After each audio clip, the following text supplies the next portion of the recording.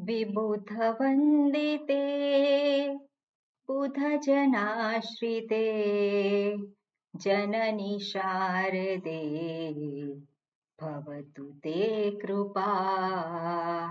विबुधवन्दिते बुधजनाश्रिते जननि शारदे भवतु ते कृपा।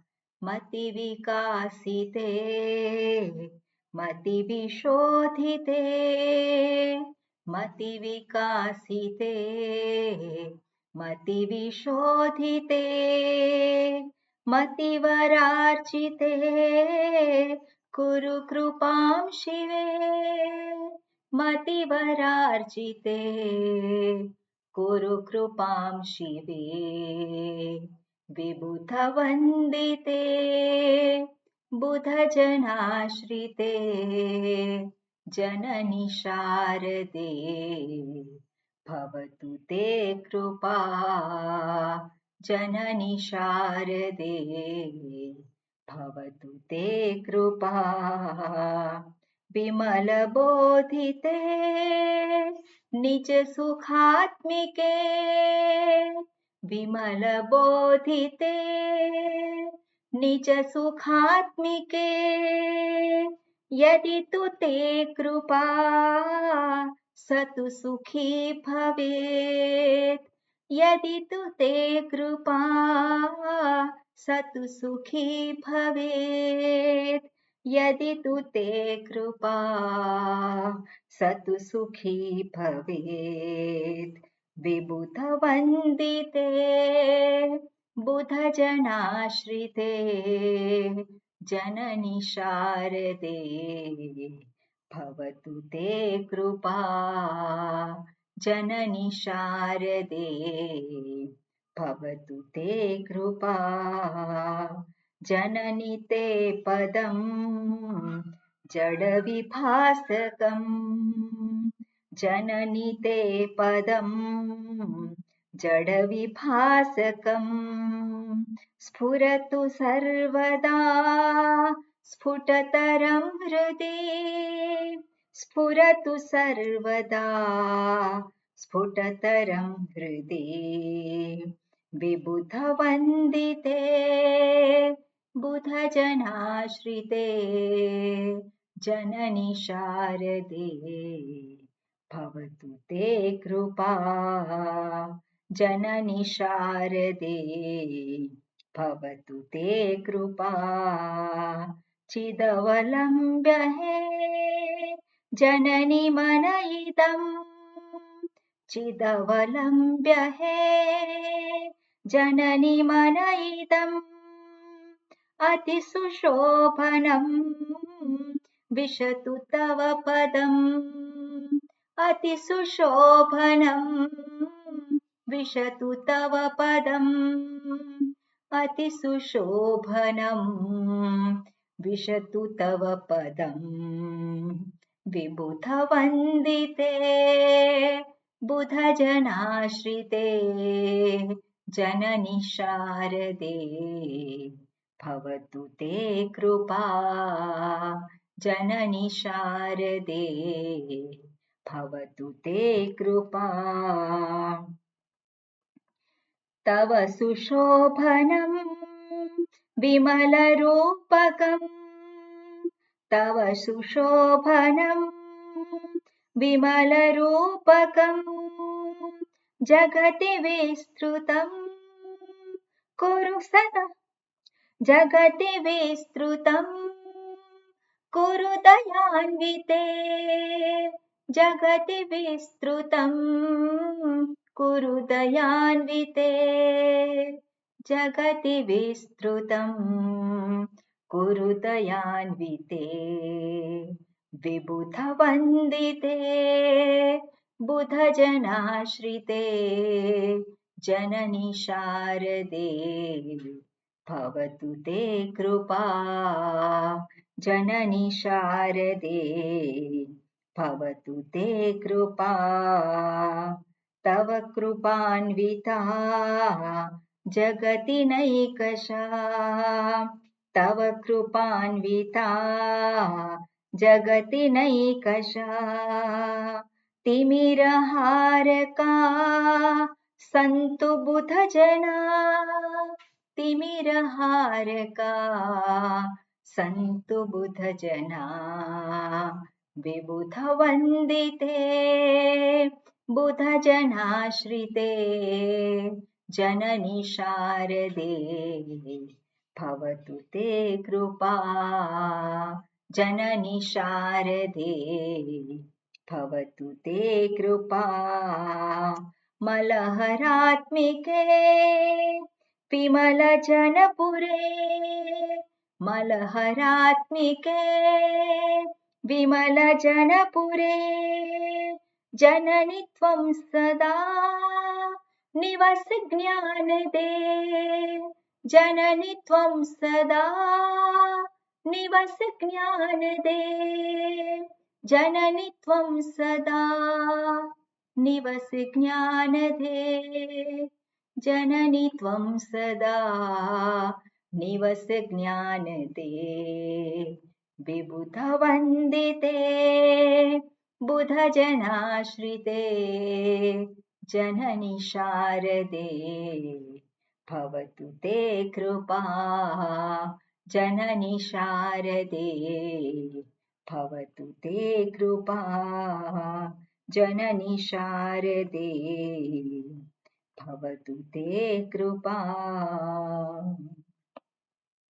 जयतु जयतु नित्यम् शारदा वेदमाता जयतु जयतु देवी ज्ञानदा मोक्षदा च जयतु जयतु या श्री सर्वदेवैरुपास्या जयतु जयतु नित्यम् भारती चित्स्वरूपा जयतु जयतु नित्यम् भारती चित्स्वरूपा जयतु जयतु नित्यम् भारती चित्स्वरूपा। ओम हरिः ओम श्री गुरुभ्यो नमः। हरिः ओम। ओम सहनाववतु सहनौ भुनक्तु सह वीर्यं करवावहै तेजस्विनावधीतमस्तु मा विद्विषावहै। ओम शांति शांति शांतिः। शङ्करं शङ्कराचार्यं केशवं बादरायणं सूत्रभाष्यकृतौ वन्दे भगवन्तौ पुनः पुनः।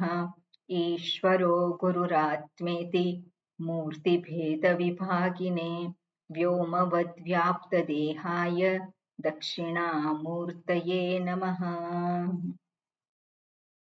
दयाकरं दयाकारं दान्तं धर्मप्रवर्तकं प्रणमामि दयानन्दं मदाचार्यवरं परम्।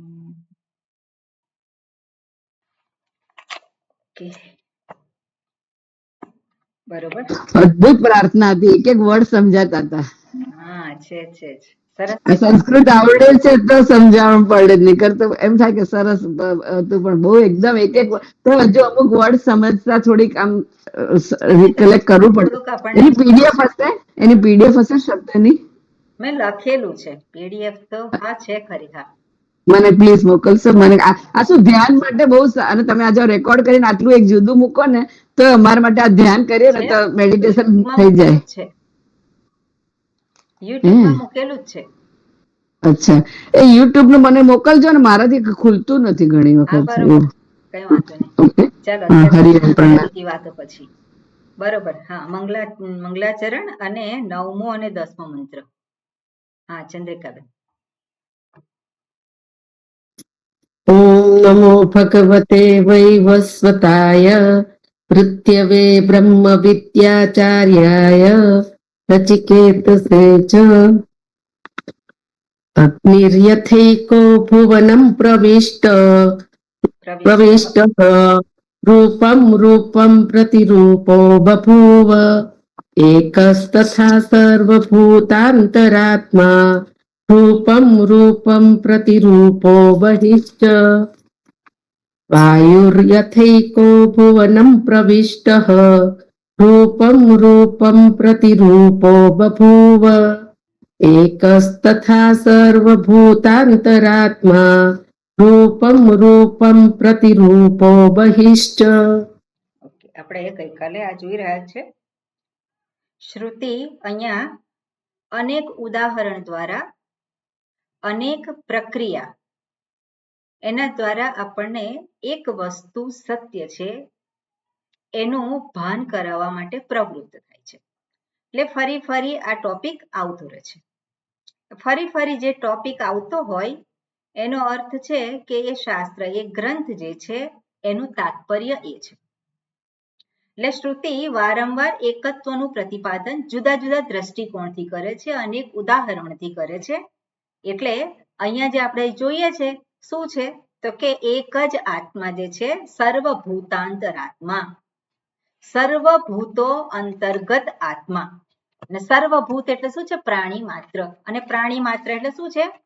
પ્રાણી માત્ર કોને કહીએ છે? જે ભૂત એટલે જે ઉત્પન્ન થયેલ છે. ઉત્પન્ન શું થયેલ છે? જે પ્રાણી કહે છે, જીવાત્મા કહે છે. પણ જીવાત્મા એટલે શું? જ્યાં સ્થૂળ શરીર અને સૂક્ષ્મ શરીર હોય એને જીવાત્મા કહેવાય. જીવ પ્રાણી ધારણી, પ્રાણ ધારણી, પ્રાણી નહીં, પ્રાણ ધારણી. જીવ શબ્દનો અર્થ શું થાય છે? ધાતુ પાઠમાં આપેલું છે, જીવ પ્રાણ ધારણી. એટલે જીવ કોને કહેવાય? જે પ્રાણધારી હોય. અને પ્રાણ ક્યાં ધબકતા હોય? આ જે સ્થૂળ શરીર, એના માટે એક અધિકરણ, એક લોકસ જોઈએ. એટલે સ્થૂળ જે છે એની અંદર એ જે પ્રાણ તત્વ છે, જે ચેતન તત્વ છે એ ત્યાં રહેલું છે. અને એ ક્યાં છે તો કે સર્વમાં છે. સર્વ જે કંઈ ભૂત છે ત્યાં. હવે એક જ આત્મા હોય અને એ સર્વમાં, સર્વ પ્રાણી માત્રમાં એ રહેલ છે. એનો અર્થ શું છે? એક આત્મા ત્યાં અભિવ્યક્ત થાય છે. જ્યારે સ્થૂળ શરીર અને સૂક્ષ્મ શરીરનો સંયોગ થયેલો છે ત્યારે ત્યાં એ અભિવ્યક્ત થયેલ છે. અને જ્યારે સ્થૂળ શરીર અને સૂક્ષ્મ શરીરનો વિયોગ થઈ જાય છે, આપણે શું કહીએ છીએ? સ્થૂળ શરીર અને સૂક્ષ્મ શરીરનો વિયોગ થયો, ત્યાં શું છે? અનભિવ્યક્ત થયો. હવે સ્થૂળ શરીરને અને સૂક્ષ્મ શરીરનો વિયોગ થયો જ્યારે આપણે કહીએ છીએ તો સ્થૂળ શરીરનું શું થાય છે? સ્થૂળ શરીર ફરી પાછા જેમાંથી ઉત્પન્ન થયેલું હતું એમાં ફરી પાછું વિલીન થઈ છે, એમાં મળી જાય છે. એટલે આપણે કહીએ પાંચભૌતિકમ, પંચભૂતમાં વિલીન થઈ ગયું. તો શું વિલીન થઈ ગયું? સૂક્ષ્મ શરીર નહીં, પણ આ પંચ મહાભૂતમાંથી આજે બનેલું છે એ સ્થૂળ શરીર. અને સૂક્ષ્મ શરીર છે શેમાંથી બનેલું છે?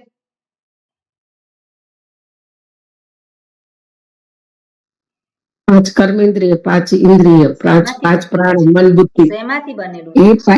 એ પંચમહાભૂત અને પંચમહાભૂતમાંથી જ બનેલું છે. એટલે પંચમહાભૂતમાંથી સ્થૂળ શરીર એ સ્થૂળ મહાભૂતમાં વિલીન થઈ જાય છે. અને જે સૂક્ષ્મ શરીર છે એ સૂક્ષ્મ હોવાથી એ સૂક્ષ્મ તત્વ જે છે એમાં વિલીન થાય છે, સૂક્ષ્મ મહાભૂતમાં વિલીન થાય છે. એટલે એ બંને જે છે શું થાય? બંને છૂટા પડ્યા અને એક સૂક્ષ્મ છે એ વિલીન થઈ ગયું. એટલે હવે એ કેવું છે? અવ્યક્ત છે.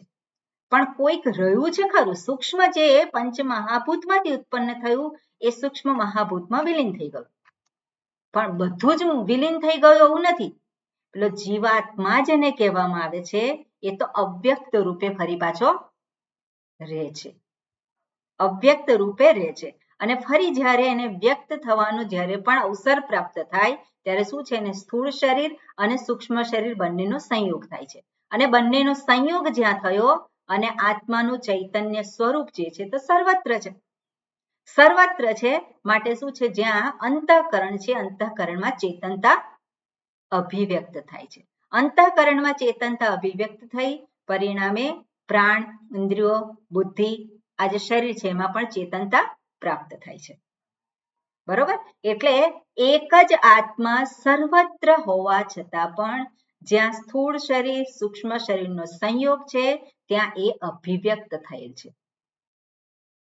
એટલે અભિવ્યક્ત જ્યાં થયેલું હોય ત્યાં એને આપણે ઓળખી શકીએ. જ્યાં એની અભિવ્યક્તિ હોય ત્યાં એને આપણે જાણી શકીએ, એને ઓળખી શકીએ. અનભિવ્યક્ત હોય એ આપણી ઇન્દ્રિયોનો વિષય બની શકે નહીં, આપણે એને ઓળખી શકીએ નહીં. હવે આપણે કહીએ કે માટી જે છે, ઘડામાં માટી એ અભિવ્યક્ત છે કે અનભિવ્યક્ત છે?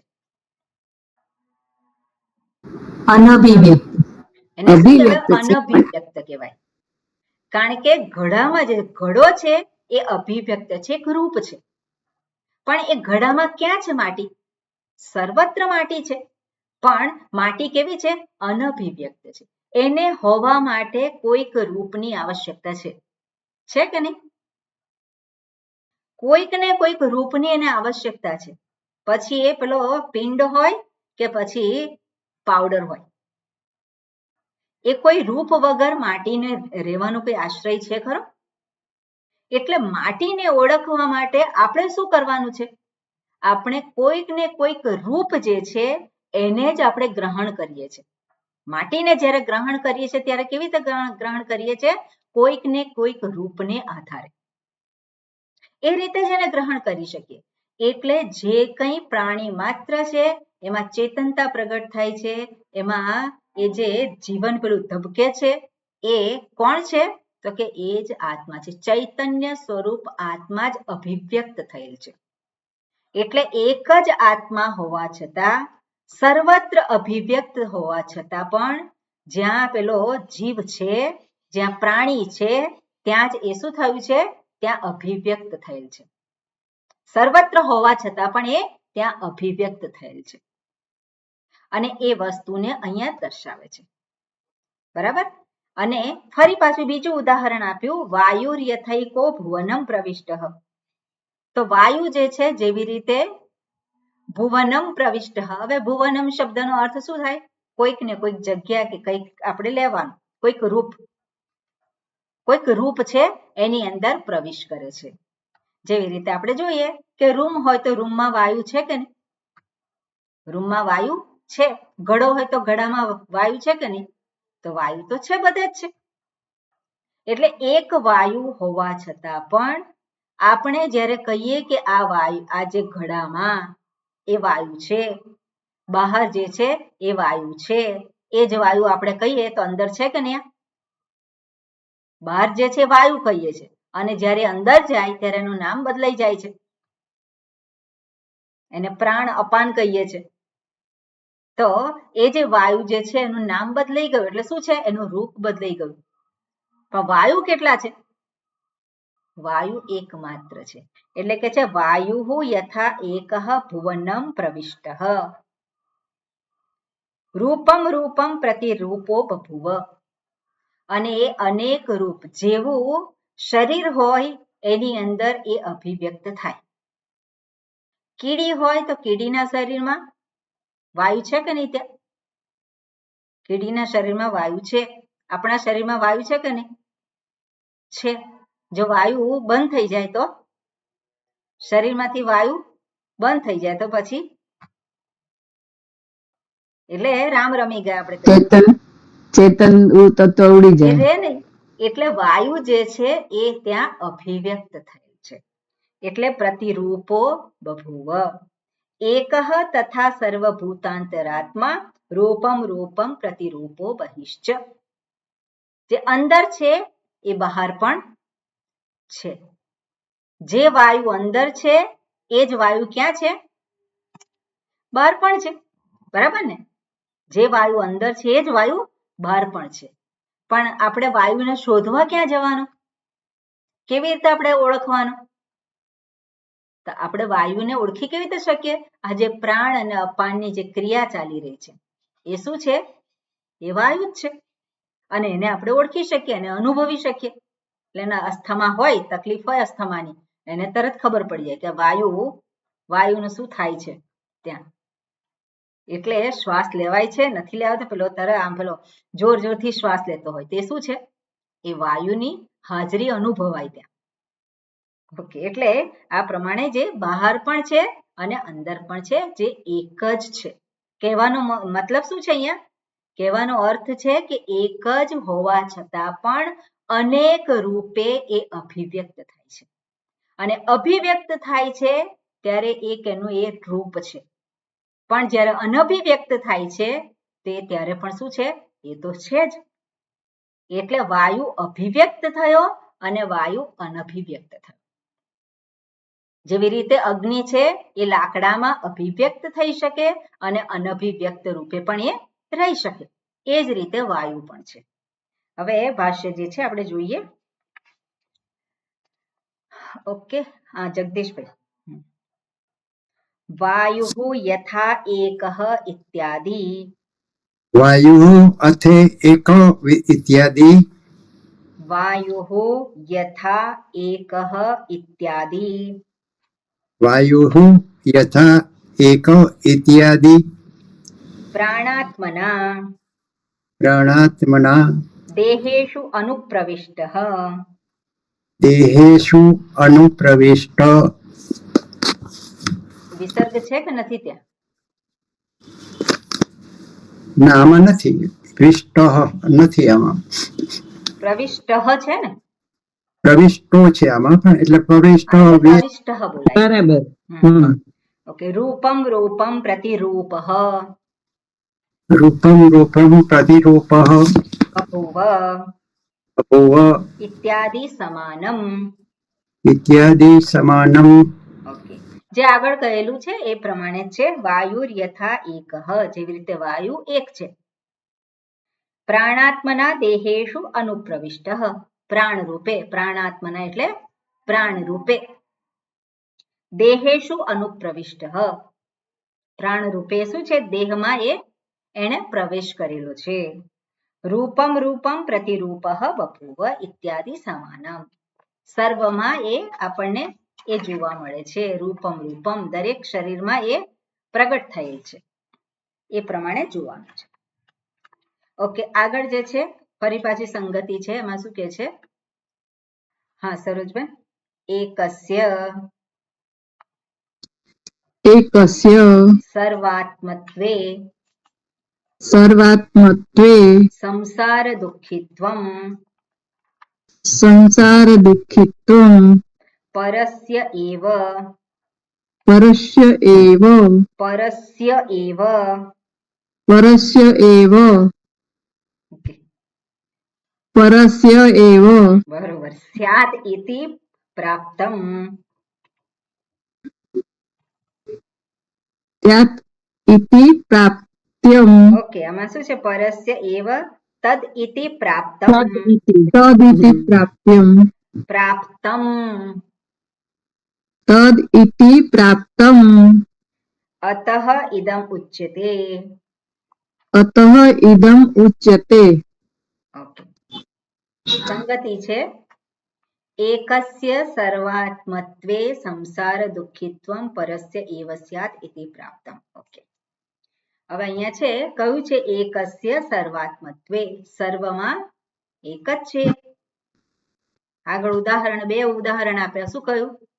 સૂર્ય જેવી રીતે એક જ છે, પણ એ બધામાં બધાને પ્રકાશિત કરે છે. સૂર્યો યથા સર્વલોકસ.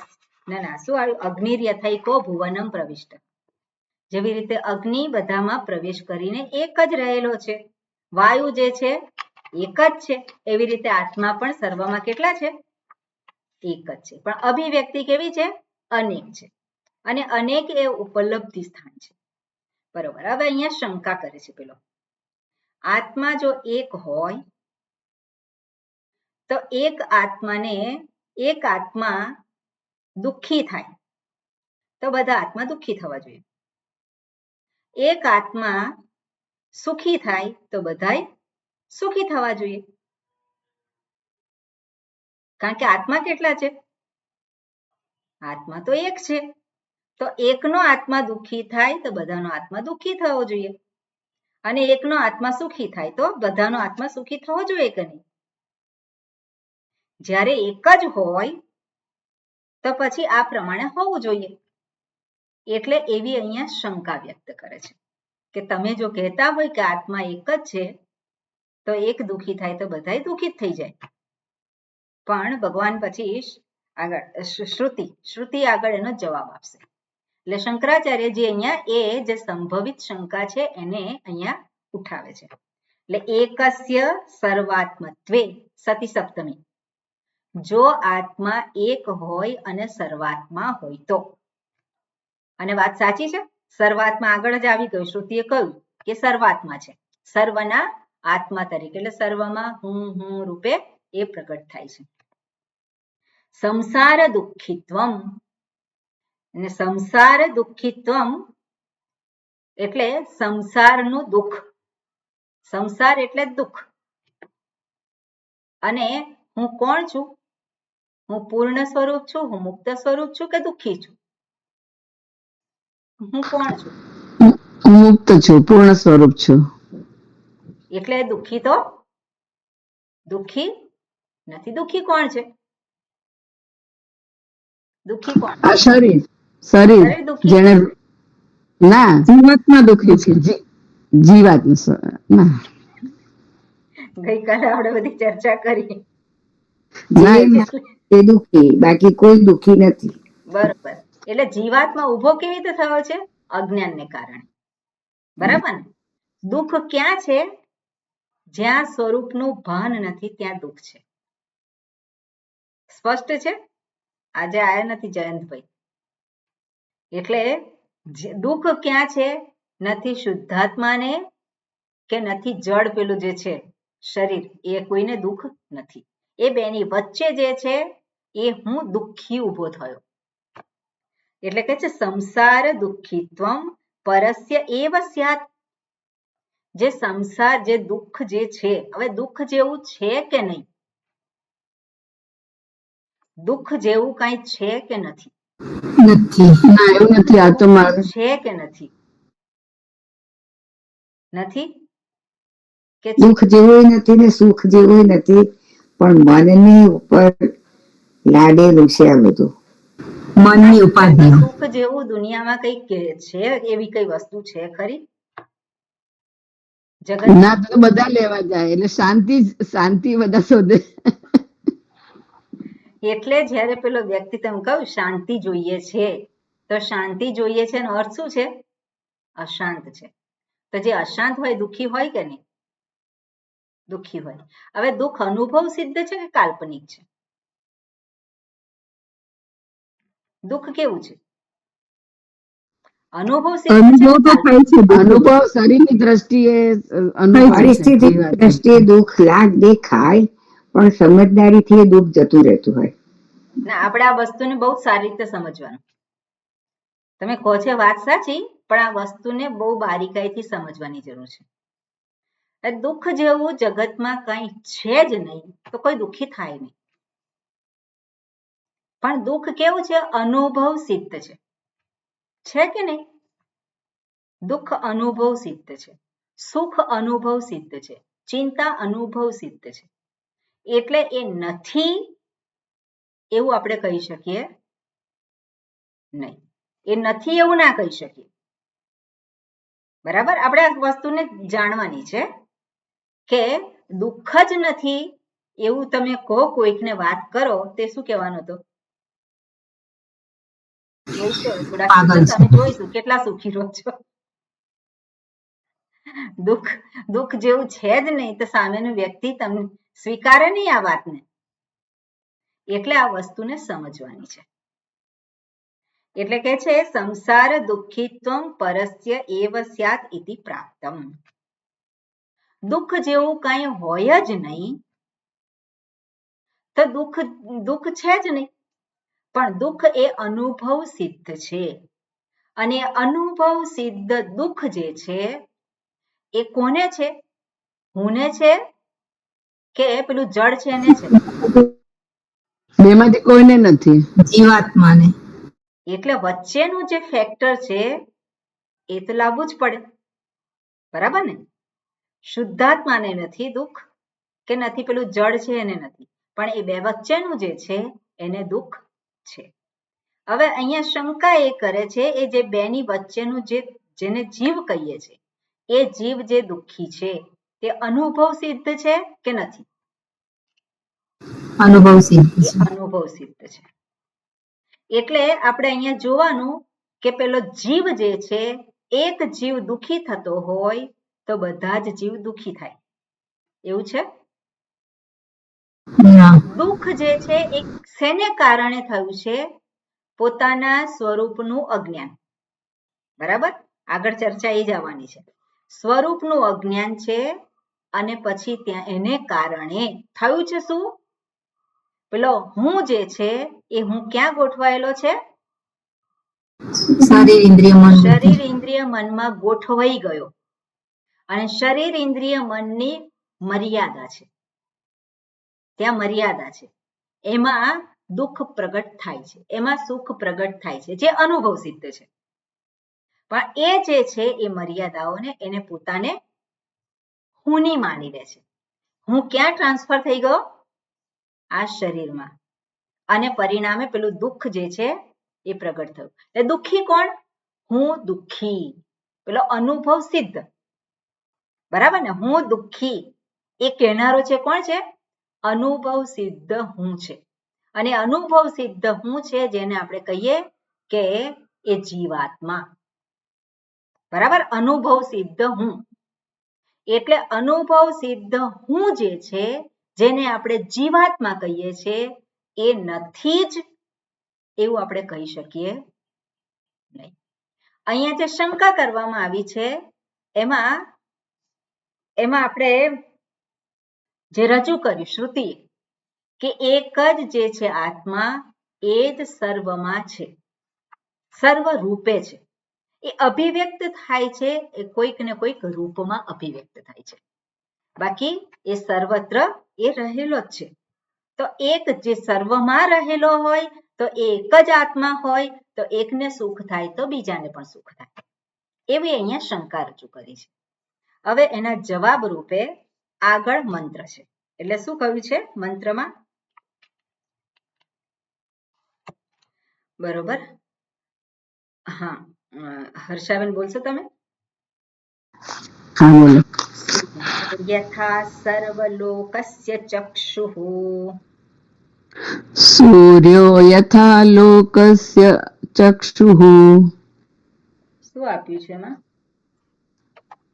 સોરી ચક્ષુર સૂર્યો યથા સર્વલોકસ્ય ચક્ષુર ચક્ષુઃ ન લિપ્યતે ચક્ષુઃ ચાક્ષુષૈર બાહ્યદોષૈઃ ન લિપ્યતે ચાક્ષુષૈર્બાહ્યદોષૈઃ એકસ્તથા સર્વભૂતાંતરાત્મા એકસ્તથા સર્વભૂતાંતરાત્મા ન લિપ્યતે લોકદુઃખેન બાહ્યઃ ન લિપ્યતે લોકદુઃખેન બાહ્યઃ બરોબર એટલે અહીંયા ઉદાહરણ આપે છે અને શું કહે છે સૂર્યઃ યથા સર્વલોકસ્ય ચક્ષુઃ જેવી રીતે સૂર્ય યથા સર્વલોકઃ જેવી રીતે સર્વલોકનો લોકસ્ય ચક્ષુ સૂર્ય જેવી રીતે બધા જ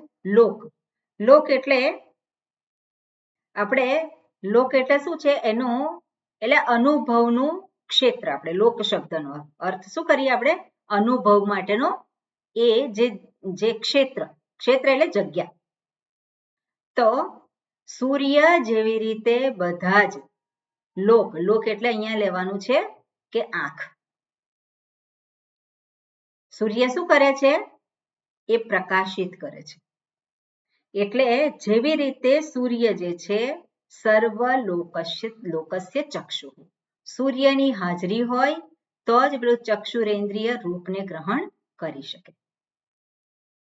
સર્વલોકસ્ય ચક્ષુ ઓકે સર્વલોકસ્ય જે છે એટલે બધાની આંખ છે આપણે એવું કહી શકીએ સૂર્ય એ કોણ છે બધાની આંખ છે કારણ કે સૂર્ય હોય તો આપણે એ જગતને ગ્રહણ કરી શકીએ એટલે સૂર્યને શું કહ્યું છે જગત બધાની આંખ કહી છે ઓકે હવે જે ચક્ષુઃ જે શબ્દ છે કેવી રીતે બન્યો છે એટલે ચષ્ટે જે ધાતુ છે ચષ્ટ ધાતુ છે ચષ્ટ અને ચષ્ટે પશ્યતિ અનેન ઇતિ ચક્ષુઃ. ચષ્ટે પશ્યતિ, ચષ્ટે એનો અર્થ થાય છે પશ્યતિ, અને અનેન ઇતિ જેના દ્વારા એ જુએ છે એને કોણ કહેવાય? ચક્ષુઃ. જેને કારણે જે જુએ છે, રૂપને ગ્રહણ કરે છે એને શું કહેવાય? એને ચક્ષુઃ. જેવી રીતે સૂર્ય બધાની ચક્ષુ છે, બધાની આંખો છે, અને આંખો જે છે એ શેને ગ્રહણ કરે છે? જગતમાં જે કાંઈ છે એ બધાને જ ગ્રહણ કરે છે. સૂર્ય એ બધાની આંખ છે, અને આંખ જે છે એ આ જગતને ગ્રહણ કરે છે. હવે આ જગતને ગ્રહણ કરે છે, શું ગ્રહણ કરે છે? જે કાંઈ ગ્રહણ કરે છે આંખ દ્વારા, આ સાધન છે, એના દ્વારા જે કંઈ ગ્રહણ કરે છે અથવા તો થાય છે, એનાથી સૂર્યને શું ફેર પડે?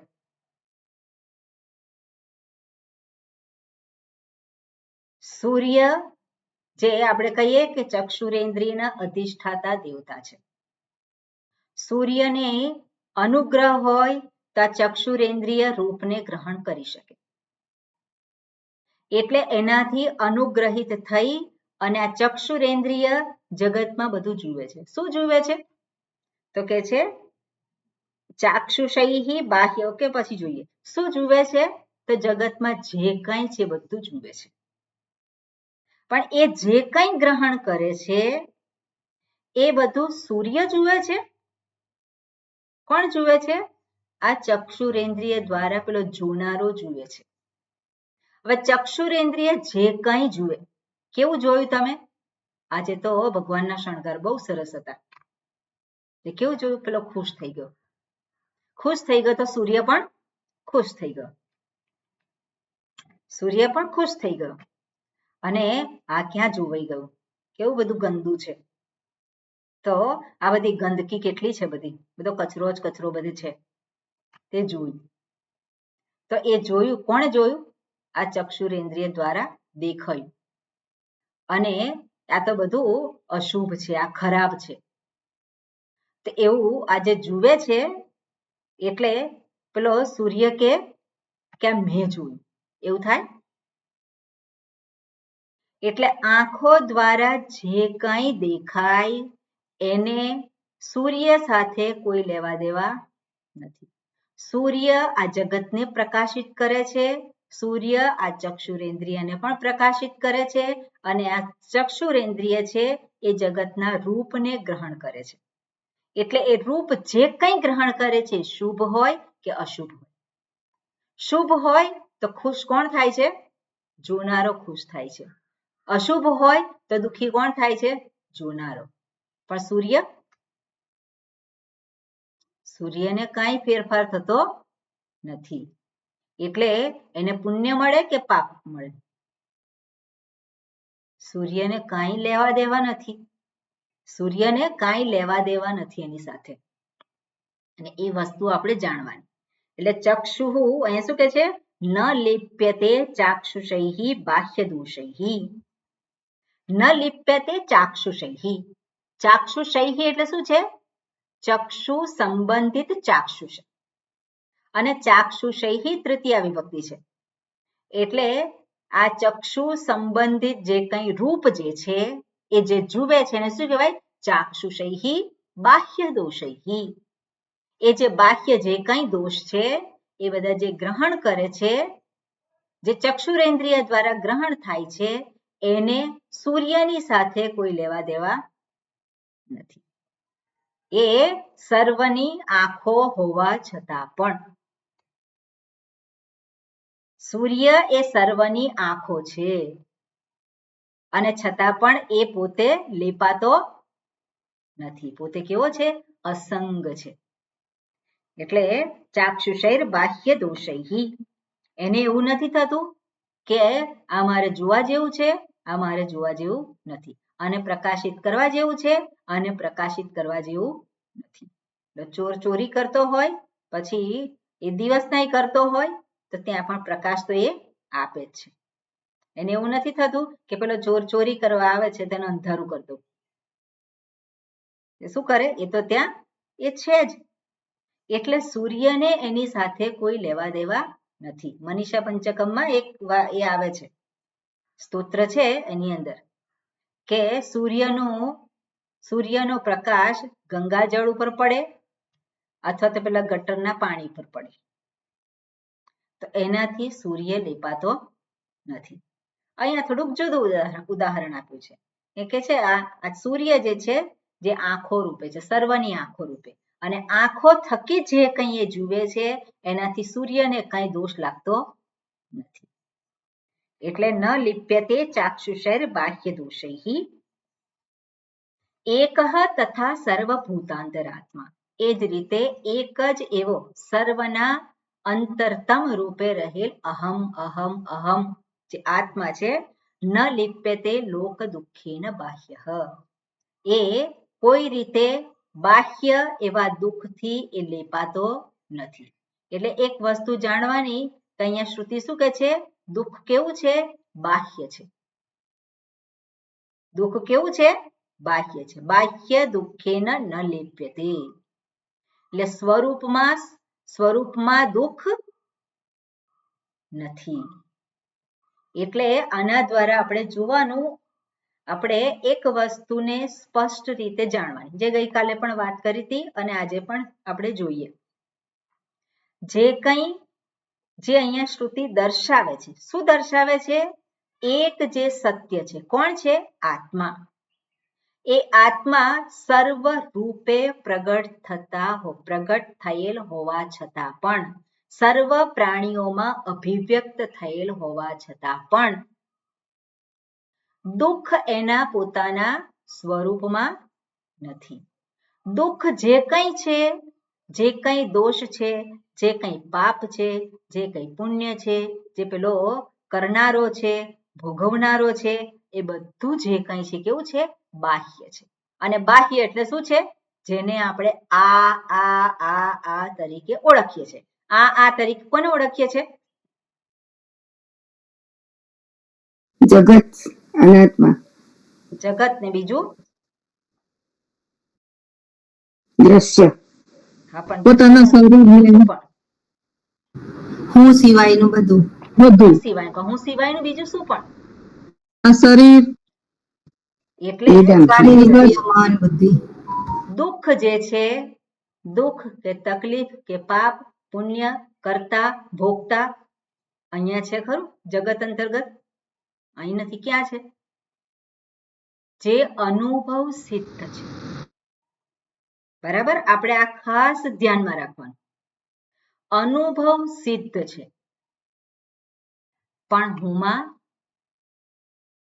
છે. અનુભવ સિદ્ધ છે. સુખ દુઃખ પાપ પુણ્ય, પેલો જીવાત્મા જેને આપણે જે કહીએ છીએ એ અનુભવ સિદ્ધ છે, પણ હું જે જીવાત્માનું સાચું સ્વરૂપ છે એમાં આ બધું નથી. એને કોઈ લેવા દેવા નથી. પેલો દુઃખી થતો હોય, સુખી થતો હોય, ચિંતિત થતો હોય, ઉછળતો હોય કે ડૂબી જતો હોય, એને કંઈ લેવા દેવા નથી. કોને લેવા દેવા નથી? એટલે આ વસ્તુને સૌથી પહેલા આપણે સ્પષ્ટ રૂપે આ ભેદને જાણવાનું. એટલે શ્રુતિ જે વાત કરે છે આપણે એને કહીએ ડિફરન્ટ લેવલ ઓફ રિયાલિટી. એને શું કહેવાય? Different level of reality. જે સત્તાની વાત કરે છે, સત્યતાની વાત કરે છે શ્રુતિ, અને ખૂબ સારી રીતે આપણે સમજવાનું. જેવી રીતે સૂર્યને એને કોઈ દોષ લાગતો નથી. ચક્ષુરેન્દ્રિયથી જે કંઈ એ દેખાય, જે કંઈ જુએ, સારું ખરાબ ગંદુ જે કંઈ જુએ એનો દોષ સૂર્યને લાગે નહીં. એ જ રીતે અનુભવ સિદ્ધ સુખ, અનુભવ સિદ્ધ દુઃખ, અનુભવ સિદ્ધ ચિંતા, અનુભવ સિદ્ધ જે કાંઈ છે, અસ્વસ્થતા છે કોઈક પ્રકારની, તો એને હુંની સાથે કોઈ લેવા દેવા નથી. અનુભવ સિદ્ધ જે હું છે, જેને આપણે વ્યવહારિક કહીએ છીએ, એને અને હું સ્વરૂપ જે છે એ બેને કોઈ લેવા દેવા નથી. પણ જેવી રીતે સૂર્ય એની હાજરીમાં જ આ ચક્ષુરેન્દ્રિય બધાને ગ્રહણ કરવા માટે સંભાવના છે, એનામાં સંભવિત બને છે. ક્યારે? જ્યારે સૂર્ય પ્રકાશિત થયેલું છે ત્યારે આ ચક્ષુરેન્દ્રિય રૂપને ગ્રહણ કરી શકે છે. એ જ રીતે હું જે શુદ્ધાત્મા છે એની હાજરી છે ત્યારે જ પેલો અનુભવ સિદ્ધ હું અનુભવ કરે છે. શેનો અનુભવ કરે છે? 5 ઇન્દ્રિયો છે. આ શરીર છે પણ અનુભવનું ક્ષેત્ર છે. ઇન્દ્રિયોથી પણ એ અનુભવ કરે છે, મનથી પણ શું કરે છે? અનુભવ કરે છે. આ બધું શું છે? અનુભવનું ક્ષેત્ર છે. પણ એ અનુભવ જે છે એ કરનારો જે છે કોણ છે? એ જીવાત્મા, જેને આપણે કહીએ છીએ. પણ જીવાત્મા અને જેને આપણે કહી શકીએ પરમાત્મા, એનાથી ઉપર એનું સ્વરૂપ એટલે શું? પરમાત્મા. આત્મા જેને કહીએ છીએ એને એનું સ્વરૂપ કહીએ છીએ, એટલા માટે પરમાત્મા. તો એ આત્મા અને જીવાત્મા એ બેની વચ્ચે કયો સંબંધ છે? એ બેની વચ્ચે કયો સંબંધ છે? છે કોઈ સંબંધ? કોઈ સંબંધ નથી. જેવી રીતે સૂર્યને અને આ જગતના વિષયોને કયો સંબંધ છે? કોઈ સંબંધ નથી. એ તો એની મેળે એની રીતે પ્રકાશિત થાય છે. સૂર્ય એની મેળે એ પ્રકાશિત છે. એ જ રીતે આત્મા જે છે આપણે કહીએ એ કેવું છે? સ્વરૂપ એનું નિત્ય છે, પ્રકાશ સ્વરૂપ, ચૈતન્ય સ્વરૂપ છે. તો એ ચૈતન્ય સ્વરૂપ નિત્ય જે છે તો હંમેશા છે જ. એને આ જીવાત્મા જે અનુભવ કરનારો છે એની સાથે શું લેવા દેવા? એની સાથે શું કનેક્શન? એને કોઈ કનેક્શન નથી. આ વસ્તુને આપણે વ્યવસ્થિત વિચારી અને આ વસ્તુને આપણે સમજવાની જરૂર છે. કારણ કે આપણે હંમેશા અનુભવને આધારે સ્વરૂપને જોઈએ છે, પણ સ્વરૂપને આધારે અનુભવને જોવાનું છે. એટલે જ્યાં સુધી આપણે અનુભવને ન છોડીએ ત્યાં સુધી સ્વરૂપને ન ઓળખી શકીએ. જ્યાં સુધી આપણે અનુભવની અંદર જ રહીએ ત્યાં સુધી આપણે સ્વરૂપને ઓળખી ના શકીએ. એટલા માટે શ્રુતિ અનેક ઉદાહરણો દ્વારા આ વસ્તુને દર્શાવે છે કે અનુભવ સિદ્ધ જે છે, જેની હાજરીમાં જે થાય છે અનુભવ, કોની હાજરીમાં થાય છે?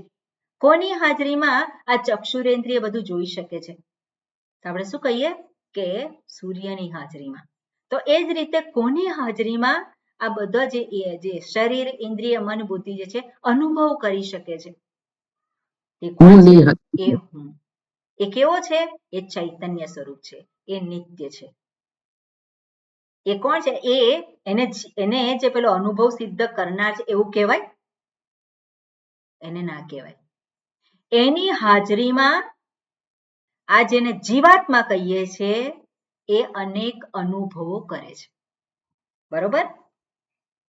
એની હાજરીમાં જેને જીવાત્મા કહીએ છીએ એ બધા અનુભવો કરે છે.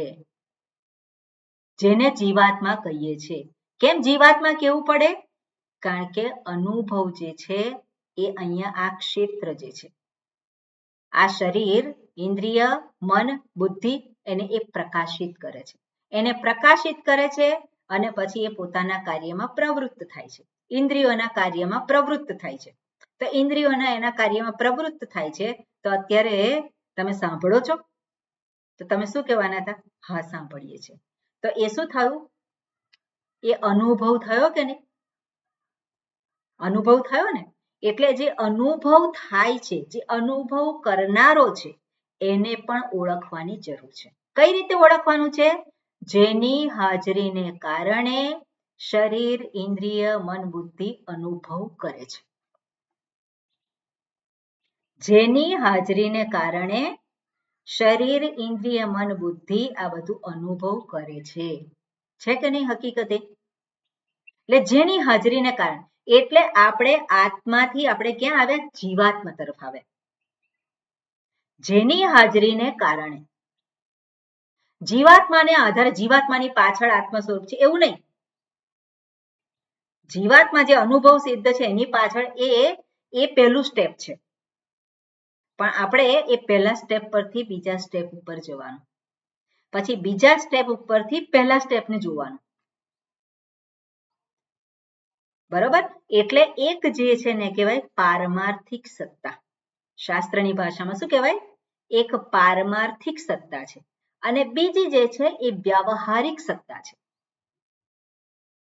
હવે જીવ જેને કહેવામાં આવે છે એ પારમાર્થિક છે કે વ્યાવહારિક છે?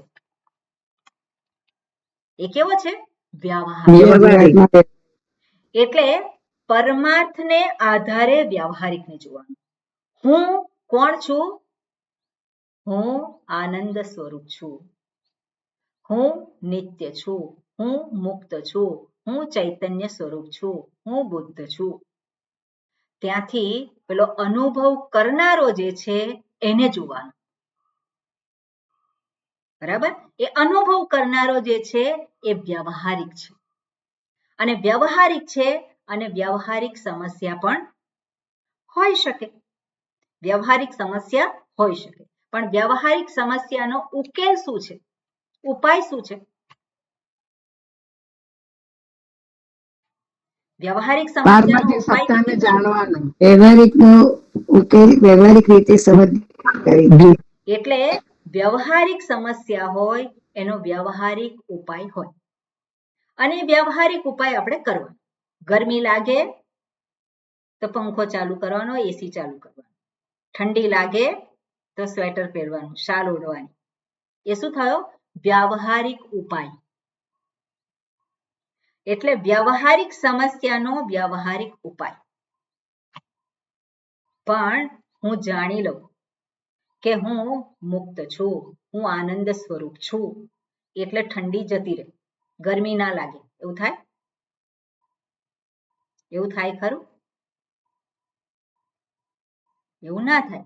એટલે જે વ્યવહારિક જે છે અને પારમાર્થિક છે એ બંનેનો ભેદ છે એ સ્પષ્ટ રૂપે જાણવાનું પડે અને એ વસ્તુ જ આપણને અહીંયા દર્શાવે છે. એટલે એક આત્મા દુઃખી હોય તો બધા જ આત્મા દુઃખી થઈ જાય એવું થાય નહીં, કારણ કે એક આત્મા દુઃખી છે એ વ્યવહારિક છે અને જ્યાં વ્યવહાર હોય ત્યાં બે અથવા તો બેથી વધારે મિનિમમ બે તો હોય જ.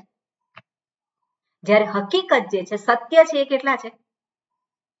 સત્ય એક જ છે અને એક સત્ય એમાં પ્લસ શું? સત્ય એક છે અને એમાં પ્લસ શું? એમાં ઉમેરીએ. શું ઉમેરાય? શું ઉમેરાય? કાંઈ ના ઉમેરાય. એક એટલે એક છે, બરાબર ને? એક જ રહે છે, એમાં કશું ઉમેરાય? એમાંથી કશું બાદ થાય? કંઈ ના બાદ થાય. એટલે જે કહ્યું હોય પૂર્ણમદ પૂર્ણમિદમ, તો એકની અંદર અનેક ઉમેરીએ. પણ અનેક એટલે શું છે? જે અનેક આપણે જેને ઓળખીએ છીએ રૂપ, એને અનેક કહેવામાં આવે. તો ધારો કે એકમાં અનેક ઉમેરીએ તો એકમાં શું પરિવર્તન થાય? એકમાં શું પરિવર્તન? કોઈ પરિવર્તન નહીં. એકમાંથી પેલું જે અનેક જે છે ઉમેરેલું કાઢી નાખ્યું તો એકમાં શું પરિવર્તન? એ તો સ્વપ્નના જેવું છે કે નહીં? એટલે સ્વપ્નમાં અનેક અનુભવ થયો અને પેલો ક્યાં થયો? હુંમાં થયો. પણ જાગ્યો એટલે કોણ રહ્યું? એક જ રહ્યો. જે પહેલા સ્વપ્ન જોતા પહેલા જે હતો એનો એ જ ફરી પાછો એ જ રહ્યો. એટલે આ વસ્તુ જે છે આપણે સ્પષ્ટ રૂપે જાણવાની. એક હું ને બીજો જીવાત્મા જે અનુભવ સિદ્ધ છે એને જોવાનો. કઈ રીતે જોવાનો? એક જે હું છું એને આધારે જોવાનો. અને તો પછી આપણે જે વ્યવહારિક સમસ્યા છે એનો વ્યવહારિક ઉપાય શોધવા માટે પ્રવૃત્ત થઈએ. બરાબર? એટલે એ વસ્તુ અહીંયા ખાસ જોવાની છે. ઓકે, ભાષ્ય જોઈએ આપણે. હા કુસુમબેન. સૂર્ય યથા હા કુસુમબેન, છે પુસ્તક કે નથી? આમાંથી જોઈને કહું છું, પણ આપણે ક્યાં હતા? 123 પાનું, 123. અચ્છા અચ્છા અચ્છા. છે મળ્યું? અને તો બીજા કોઈ બોલો. હું બોલું? ના ના, રેખાબેન બોલો.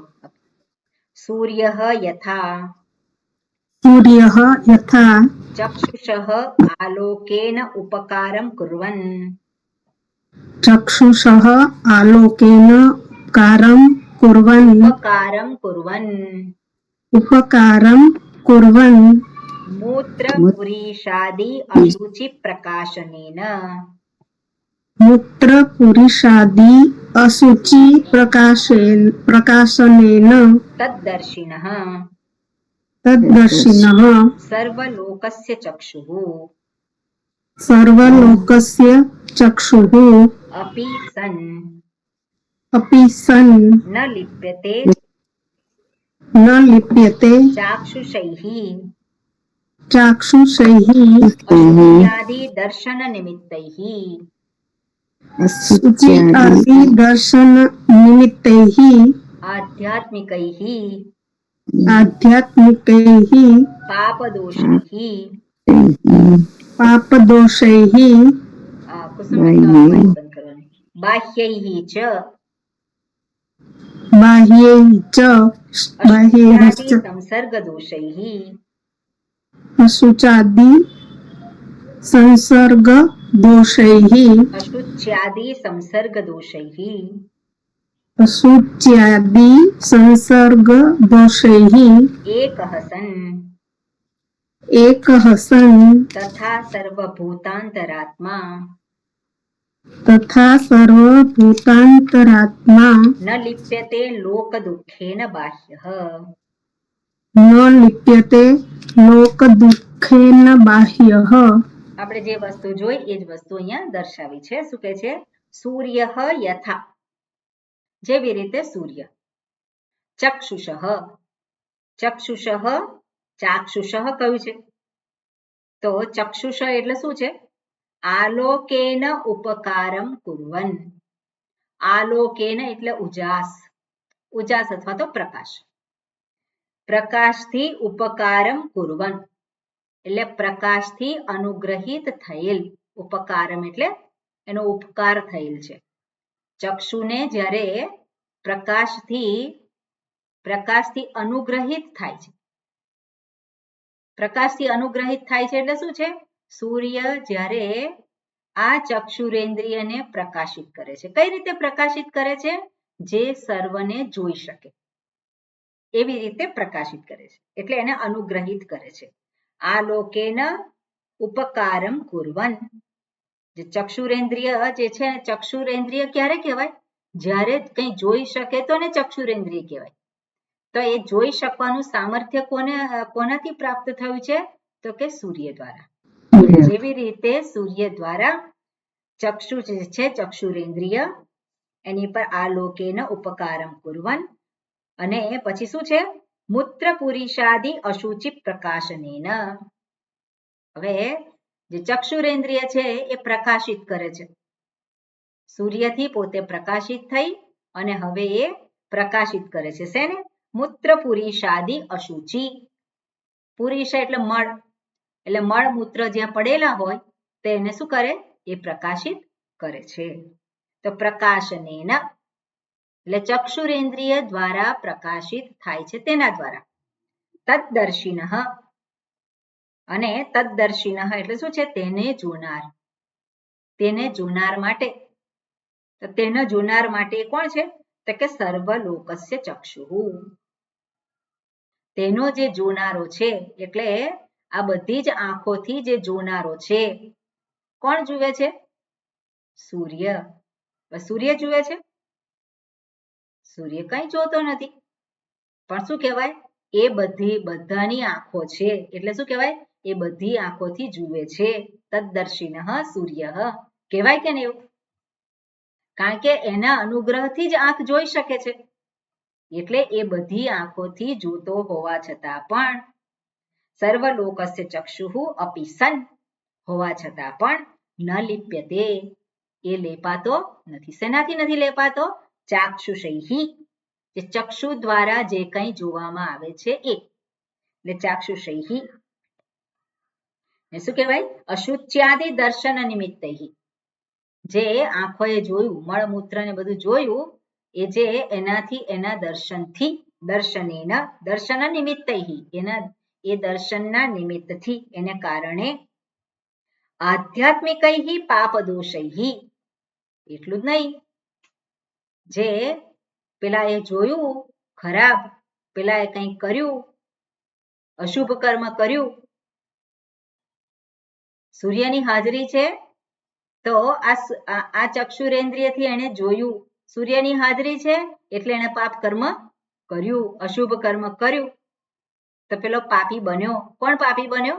કારણ કે સૂર્યની હાજરી છે એટલા માટે કર્યું એને. સૂર્યની હાજરી ના હોય તો ના કરે. એટલે પાપી કોણ? પાપી કોણ?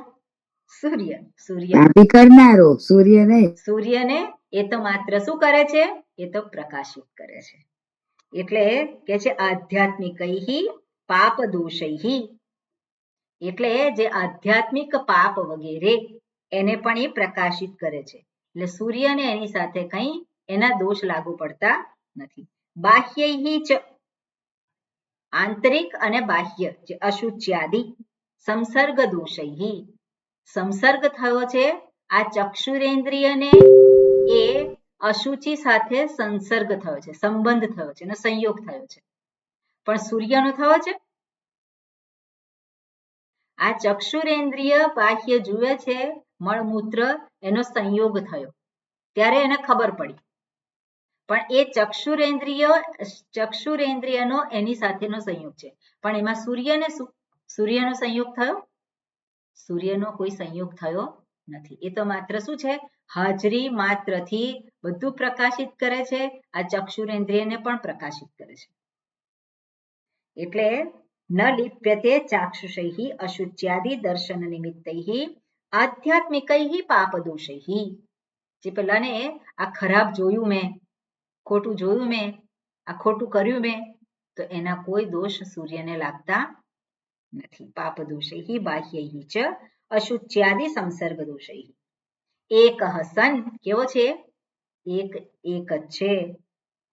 તથા સર્વભૂતાંતરાત્મા, જેવી રીતે સૂર્યના સંદર્ભમાં છે જે એક છે, એવી જ રીતે આત્મા જે કેવો છે? સર્વભૂતાંતરાત્મા, સર્વના ભૂત, સર્વ પ્રાણી માત્રમાં જે અભિવ્યક્ત થઈ રહ્યું છે, સર્વના અંતરતમ હું સ્વરૂપ જે છે આત્મા, હું તરીકે જે પ્રગટ થઈ રહેલું છે, તે ન લિપ્યતે લોક દુઃખેન બાહ્ય, એ કોઈ રીતે એ દુઃખથી લેપાતો નથી.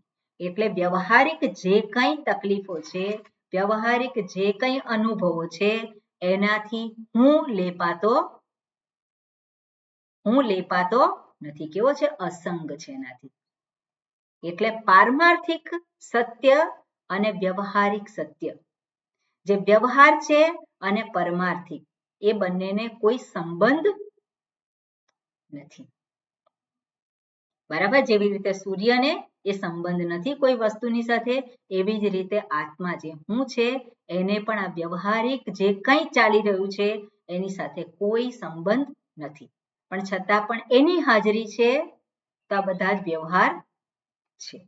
જો એ ન હોય તો કંઈ હોય નહીં. એટલે એ રીતે આપણે જોવાનું. હવે આગળ જે છે જે આપેલું છે એની અંદર જે અધિષ્ઠાન અને અધ્યસ્ત, એ બેની ચર્ચા આવે છે.